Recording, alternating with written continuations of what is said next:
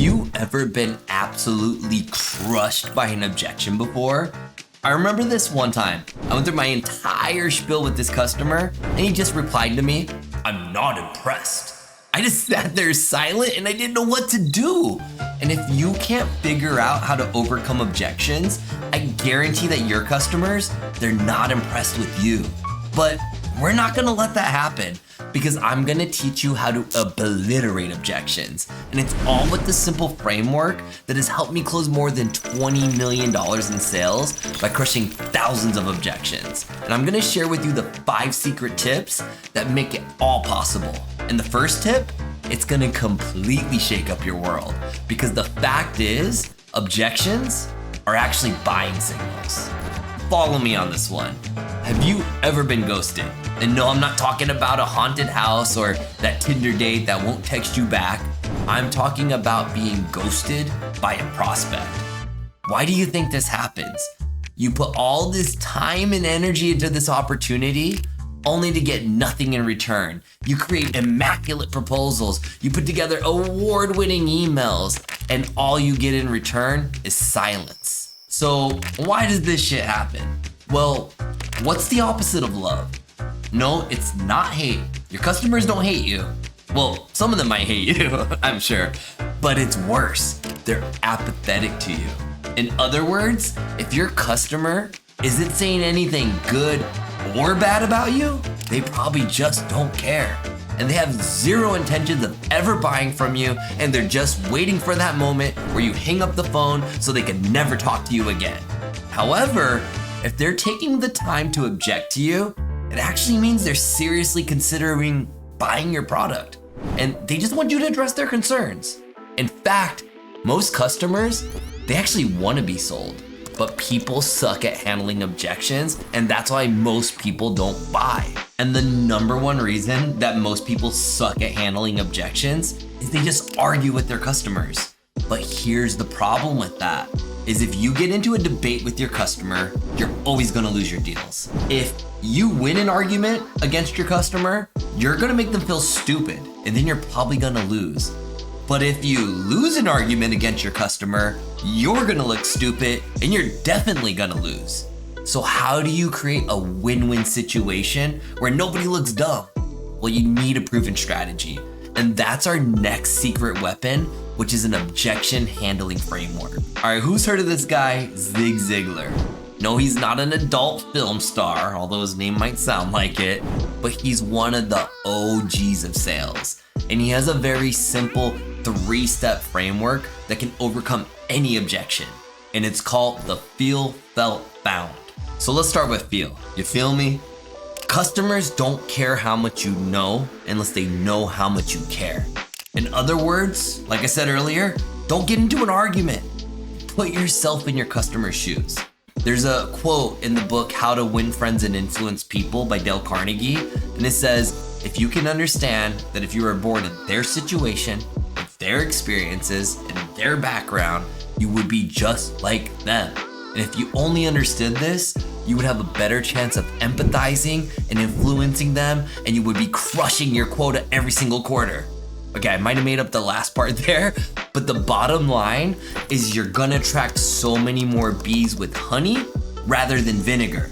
So the next time you get an objection, don't get your panties in a bunch and start arguing with your customer. No, just put yourself in their shoes, understand what they're saying, and simply say, I understand how you feel.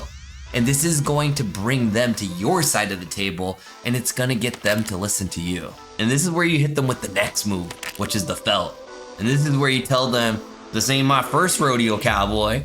Please don't use that accent. But the point of felt is you want them to know that you've dealt with this before. And what this does is it legitimizes their concerns. It makes them feel smart, and they're not the only one with this objection. However, here's the secret. Felt is past tense. So what that means is they no longer feel this way. That's the hack. We're playing Jedi mind games over here. But don't get all excited, mess this up, and just completely wreck everything, because there's one thing that will wreck all of this, is if you start pointing the finger at your customer. Because nobody's trying to get told by a salesperson how they feel or how they felt. So make sure when you use the feel, felt, found that you're always talking about another customer and not directly to the person that's on the other end of the phone. And then once you do that, you hit them with the last move, the finisher, and that's the found. And this is where you basically overcome the objection. And you talk about how that other person, not them, came to a different conclusion. And this is where you can offer your counterpoint and you could pseudo debate with them because you're not debating directly with your customer, you're talking about someone else's situation. So I can't emphasize enough how important it is. You just can't point the finger at your customer. Because if you start saying, well, you're gonna find and what you feel, you're gonna lose the deal. Because nobody wants to be told how they feel. I hate that shit. However, they can't disagree that somebody else felt that way. So that's the art of the feel, felt, found. So let's put this into play. Let's say your customer gives you some garbo response like, oh, your product is too expensive. Well, the way you do this is you say, oh, you must be too poor to afford my product. No, don't do that. You will lose the deal. You'll probably get fired too. What you would say is, I totally understand how you feel. Budgets, they're tight these days. And in fact, you're not the first customer that's felt this way. I've talked to a lot of my customers and they're downsizing and they're having budget cuts themselves. But what I found with them is we were able to actually help them consolidate their other solutions, which actually reduced their budget overall. And boom, simple as that, you just overcame the objection, you didn't argue with anybody, and you didn't point any fingers at them, and you provided a direct counterpoint to their logic without getting into a debate. And it's that simple.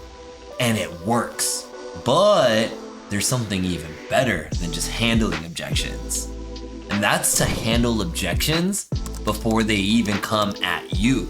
I know it's easier said than done, but it brings us to our third secret, and that is the bee rabbit. And for those of you who somehow don't get the reference, this comes from the movie 8 Mile, starring Eminem, where he gets into this rap battle with Papa Doc.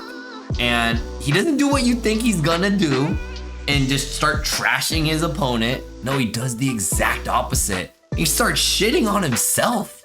Wait. I'm not saying to just go crapping on your product and yourself to your customer, but when you get good enough at what you're doing, you're gonna know all the top objections. So instead of letting the customer bring them up, you actually can bring them up yourself. And then you deploy aspects of the feel, felt, found and actually overcome your own objections before the customers say anything. And before you say I'm crazy, I promise you this is gonna dramatically increase your sales. So let's put this into an example. I get customers all the time that say, I wanna try the product before I buy it. So I might actually, towards my closing side of the deal, say, I guarantee after seeing the demo here, you probably want to get your hands on the product. A lot of people get super excited about it. However, I don't recommend that because what happens to a lot of my customers is they spend hours looking up documentation, trying to figure things out that they could have literally got done in minutes with the proper implementations. So if you do have any questions, just feel free to ask about any type of functionality and I'll let you know if we're the right fit or not. And that's a way that you can actually get ahead of any of the objections that you might get. And what it's gonna do is it's gonna throw them off. They're not used to salespeople bringing up objections for themselves. And it puts you in the position of a trusted advisor. But don't get all carried away and start overcoming all your objections, because I don't want to hear all your problems, bro. But just pick your top 2 or 3 objections and bring those up.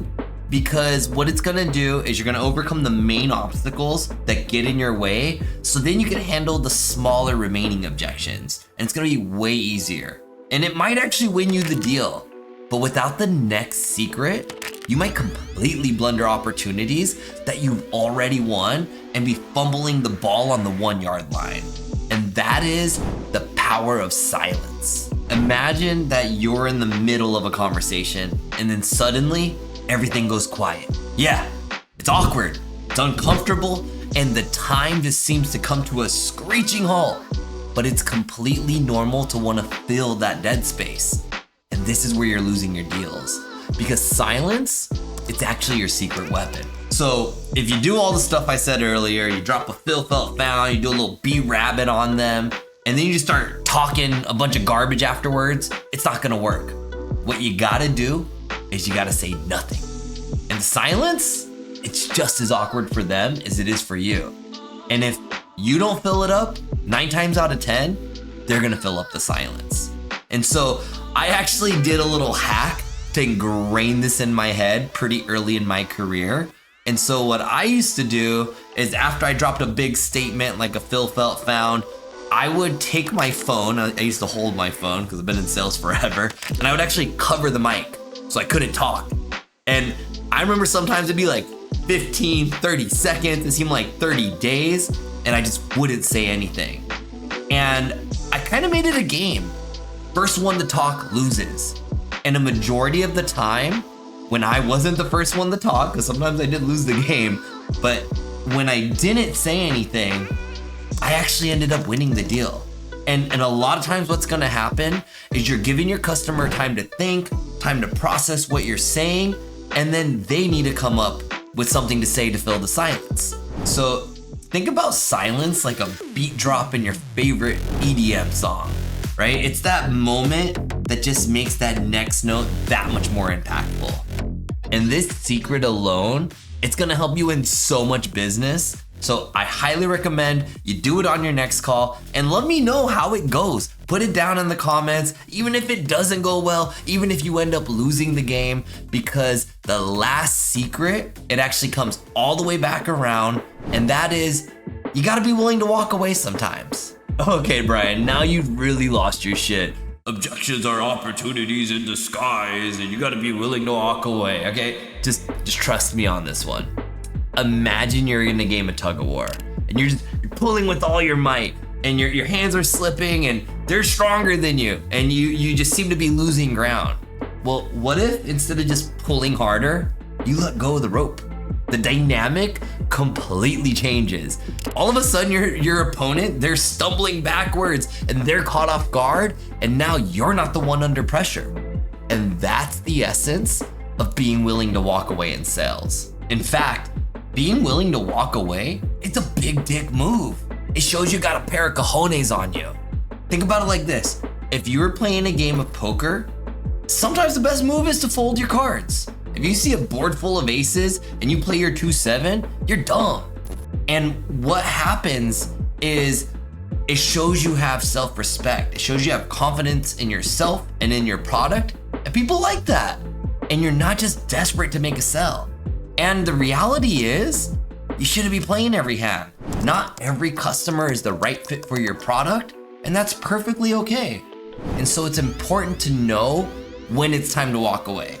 But this doesn't mean to fold every hand you get, but it means knowing what your worth is and understanding that your time is valuable, and you're not gonna waste your time with somebody who's not a good fit for you. And here's the craziest thing about the walk away, is that people actually start reconsidering their positions. It's just human nature.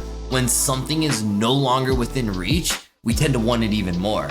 So if a customer is relentlessly just pushing back for a discount, you could just say, hey, I understand that price is important for you, and I'd love to work together, but it's clear that our solution might not be the best fit for your budget at this time.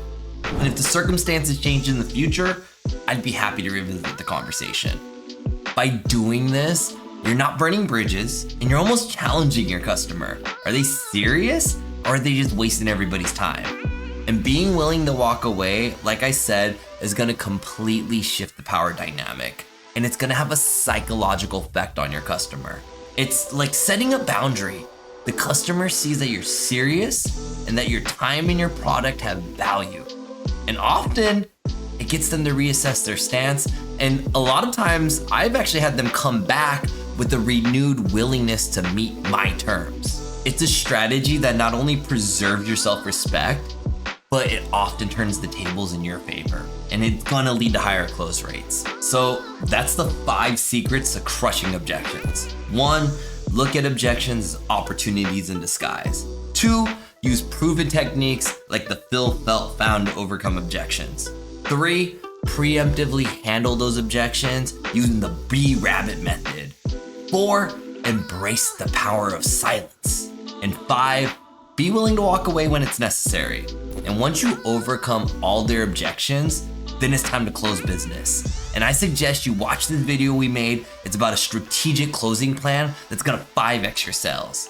And if you found this video valuable and you wanna keep getting tips and secrets on how to smash your quota, make more money, and get those promotions, then click that like button, subscribe for more, and don't forget to share it with your friends. We'll see you in the next video.